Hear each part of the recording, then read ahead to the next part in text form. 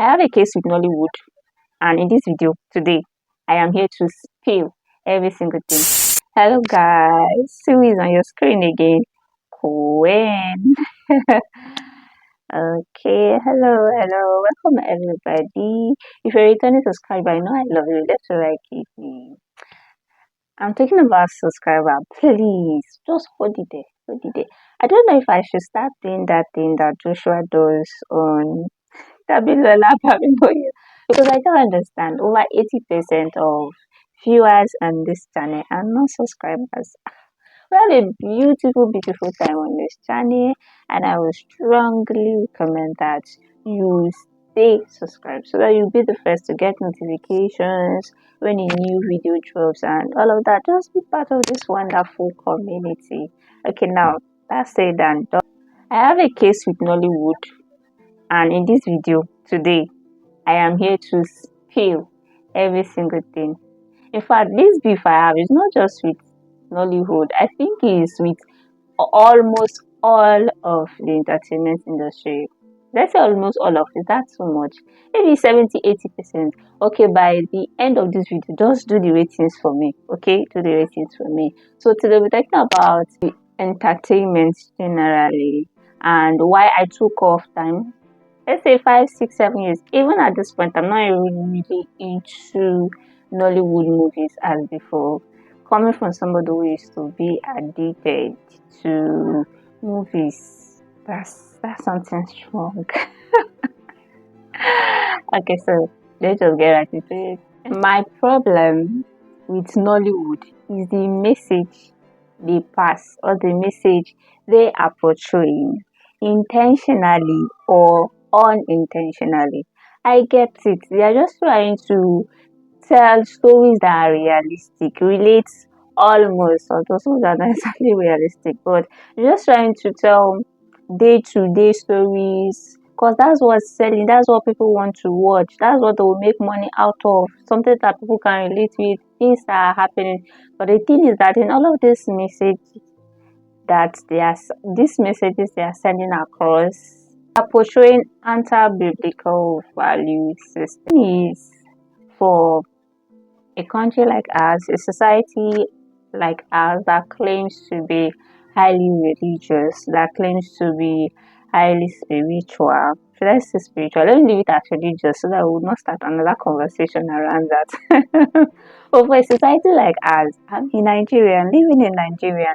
So for a society like ours that claims to be highly religious, I just feel like the entertainment industry is not doing us so much good, because whether you're a Christian or of the other religion, I believe there are certain value systems that you hold there, and some of them are a bit similar, even though the message is just like that, very parallel. There was a time I stopped watching Hollywood movies for over 5, 6, 7 years. I switched it up for those investigative movies, Bollywood, Hollywood. Yes, I switched it up for that. I switched it up for those science fiction movies. I switched for all of that. For somebody who used to be a fan, who used to be a very big fan of Telemundo's movies, not those seasonal movies. I used to come in DVDs. Like I would binge watch those things. I could watch 4 seasons in one night. I know, crazy. Yes, that's when I said I was addicted to movies. Hello.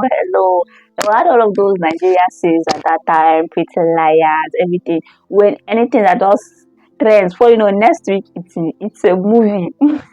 When Nigeria was in that phase, when Hollywood was in that phase, yes. So yeah, I was always watching movies. I was keen to entertainment, Nickelodeon, no, social media was not exactly. Yeah, I'm old. I'm old. Social media was not exactly a thing as at that time. Now, I'm not sure people really have much values for TV. I just think TVs are mostly decorative at this point. I don't know, because everybody's just with their phones or their tablets or their iPad. Okay, now, that aside. So this is what I was getting. So and at that time I was watching a lot of these movies. I was watching a lot of these movies. At first, the reason why I stopped was it was a discipline issue. I saw that it was as if I could not control myself. I was like, let me give it up already. and I think I just gained admission. So I had more important things to give my attention to, so I just did. So generally, I think I even left it. Then I started with social media. Mm-hmm. There was this time, there's this couple I used to follow on Facebook. Names intentionally withheld, and they were not married. They were just girlfriend boyfriend living together. And what they would do is that they would play pranks, this couple pranks. They would trick each other, lifestyle videos, and all of that. And I found that really cute. I found that really hilarious. And I started following them, liking their videos, looking forward to their content, and all of that. Mind you, these people were cohabit. Hey, hey God, what's that word? Cohabiting. We are cohabiting. They were living together, and they were not married. So one time the Holy Spirit was just like, he just convicted me, like, these people that you are following, these videos that you are watching, do they align with your values? Like, these people are not married. Why are you following their content? I said all of this to say that the problem is not in seeking entertainment. Come on, we're not going to be working all day or praying all day. Yeah, just sometimes just for leisure, you want to ease off some stress. The danger is it is almost impossible to interact with an environment and not imbibe some of it. Some of it will definitely rub off for you. So when I talk about environment in this context, I'm not talking about its physical location. And I mean people, I mean books, I mean the podcasts we listen to, the reels we watch on Facebook and Instagram, the shorts on YouTube, and even TikToks. Now, in this context, let's stick with movies, shorts, TikToks, and everything on screen. Let's stick with all of that. The thing is that by the time you keep watching all of these things, subconsciously begin to imbibe all of these values, you find out that there are certain things that the media is trying to portray, entertainment is trying to portray. It could be the hookup culture, it could be divorce, it could be nudity, and influencing fashion in a way that is antithetical to the beliefs that I hold. Also, a time when Nigeria and Ghana used to really collaborate. Nigerian movie industry and Ghana. I know that's a lot. I'm old, guys. I'm old. I told you I'm old. Okay, yes. So there was this time Nigerian movie industry really used to collaborate with the Ghanaian movie industry. And if there's anything that I don't know about now, but as at that time, I really found Ghanaian movies to be really explicit. A lot of sex scenes, and Nigerian movies began to really absorb all of those things. And there was this period, there was this all the movies I saw was about somebody married, couple is married, then all of a sudden they fell out of love, they fall in love outside marriage covenant, so they will divorce and go and be with the people they now love. Like, do you understand? Like, you break your marriage because you fell out of love. Like, I don't understand. Like, the value that I hold, the marriage covenant is a very serious one. If you fall out of love, you nurture it, you continue. Do you understand? You don't leave it. You don't go for a divorce simply because you no longer love your partner.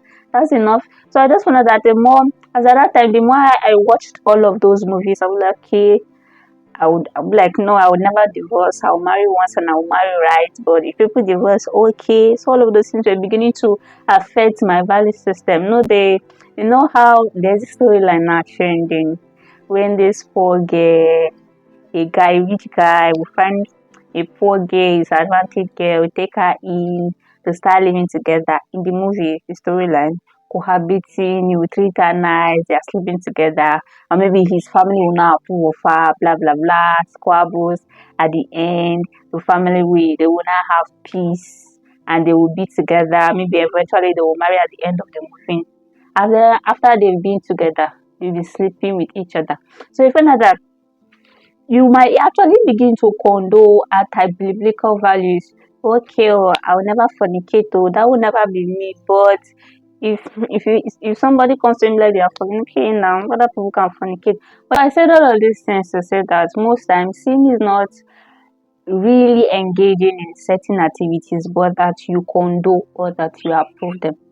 See, you can call the devil every single bad name that you want to call him. Call him all the new names. But the thing is that the devil is a smart devil. If he knows he cannot get you to buy a lie, he will try to make you compromise on the truth. So most times devil knows that he cannot get you to fornicate on or certain things on divorce, cannot get you to go about half naked, then he causes you to water down your standard, your belief system. Like, okay, I will not show that much cleavage, but at least I can show small tie. That's safe. That's okay. Like I would never wear that. It's not my thing, but if somebody decides to wear it, okay. In conclusion, the entertainment industry, be it Nollywood, Hollywood, Bollywood, or whatsoever, they are trying to pass a message, and the devil knows how to take advantage of certain things, certain platforms, certain people. Some of them know what they are doing, but some of them they do not. They're just trying to exploit a market that is available. Now it is for your own good to be very intentional about the content that you consume, because the devil is a master of deception. He will try to get to you through whatsoever. And like I said before, if he knows that he's not able to say a lie to you, he will try to get you to compromise on the truth. So please, please, please, please, I want to call attention. Most of these movies portraying hookup culture, materialism, nudity, influencing fashions in anti-biblical ways. So please, hmm, let's be mindful. Let's be mindful. So we've come to the end of this video. I just hope that we become more intentional. If there's anybody you need to unfollow, please do. If you need to edit your playlist, go ahead and do that. If there are certain apps, for some of us it's a discipline problem. Say there are certain apps you need to freeze or even uninstall, just go ahead and do it already and save yourself. Save yourself all of the stress and find new hobbies, find new leisures. That way you can still look for a way to give up stress and feel refreshed and all of that. So we've come to the end of this video, but before I do go, I just want to say happy Easter. No, this just reminds me. One time someone was like, why are we celebrating the death of Jesus? I was also, I was like, please, oh, this calls for celebration. It is because that he died, I resurrected, that I have this life. Like, it's the beginning of our love story. So, yes, it's Easter again. I just hope that as at this time we be reminded of God's great love, God's great sacrifice, and we reciprocate accordingly. And there is no bigger way to reciprocate than to make sure that you are on track and you introduce somebody to the Father, you reconcile somebody to the Father. So that's that. So bye bye. See you in my next video. And I don't like predictable storylines. And I feel like most Nigerian movies, even Bollywood movies, the ones that are not those crime movies or investigative movies, I feel like those crime movies are really top notch. But some of them, they are sneaking sex scenes into it, certain things that prove the criminal gets away and stuff. Did I just say on camera? Oh my god.